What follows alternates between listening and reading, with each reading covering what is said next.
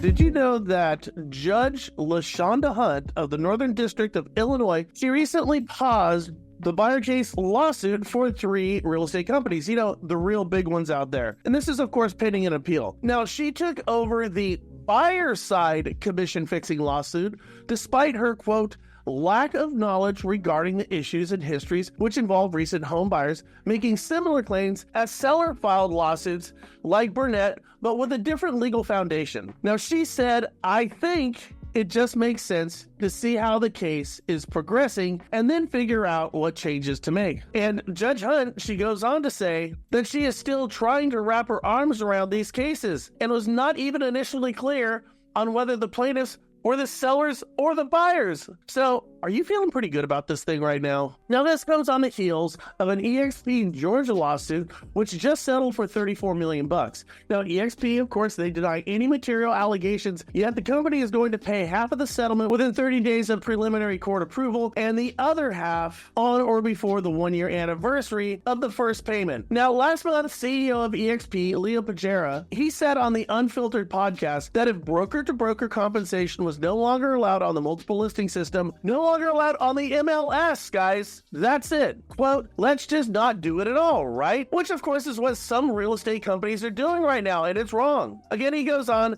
that doesn't mean sellers who work with EXP agents can't compensate buyers' agents, but the company will no longer facilitate that exchange. Ouch. We're just saying that we want the seller to have a seat at the table and be part of the decision-making process, and that is my whole question. Where in the hell are the sellers and their rights with their real property in this whole process? It's nowhere to be found. And of course, we have Michigan agents suing the National Association of Realtors, claiming membership requirements to access multiple listing systems violates federal law, akin to mandating membership in a union or other trade organization, depriving members of free choice. Not good. Okay, so lawsuits by the buyers, lawsuits by the sellers, all alleging basically the same thing. Lawsuits by the realtors, alleging the same thing. Lawsuits by the brokers, alleging the same thing. Where in the hell is Zillow in this whole thing? I mean, they have more money than everybody combined. They use multiple listing system data to make billions of dollars. MLSs are getting sued from all of the above. Why isn't Zillow getting sued too? That, my friends, is a very serious question, and I believe at the core of what's dreadfully wrong with our industry. How could that be? Let me explain it this way. Did you know that Facebook lobbied for a lawsuit over privacy? A lawsuit that they lost and had to pay dearly for. Did you know that YouTube lobbied for a lawsuit over copyright infringements brought by Christopher Dodd of the Dodd-Frank Act? And of course, copyright material is exactly what YouTube was all about. A lawsuit they also had to pay dearly for. So why would they do this? Well, let's just say because what hurt them snuffed out their competition. Where's MySpace these days? Who's honestly a rival to YouTube for uploading videos? What hurt them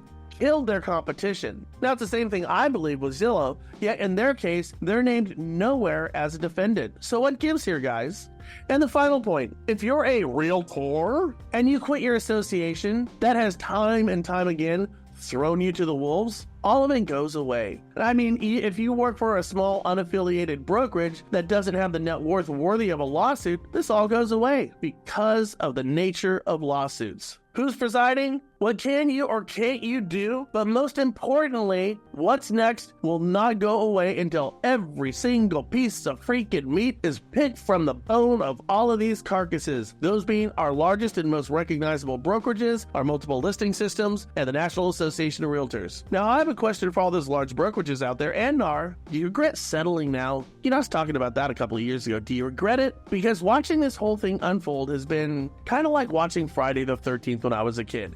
When all the teenagers decided to separate, disband, and for some reason decided to see what's in that closet, in the dark room and the even darker cabin. You can just see it coming, can't ya? It looks something like that. I hope this helps. Hey, listen, realtors and lenders, I'm going to be down in Temecula, Southern California, south of Southern California, north of San Diego, at a place called Pachanga, at the Career Compasses 3-day event. Now, we're going to have a chance to really dive into what's going on with some of these lawsuits that are taking place with real estate agents and how it affects everybody, yes, including you, the lenders. So if you want to learn more about it, or if you're in the Southern California area, just put me a comment down below or hit us up, and I'd love to see you.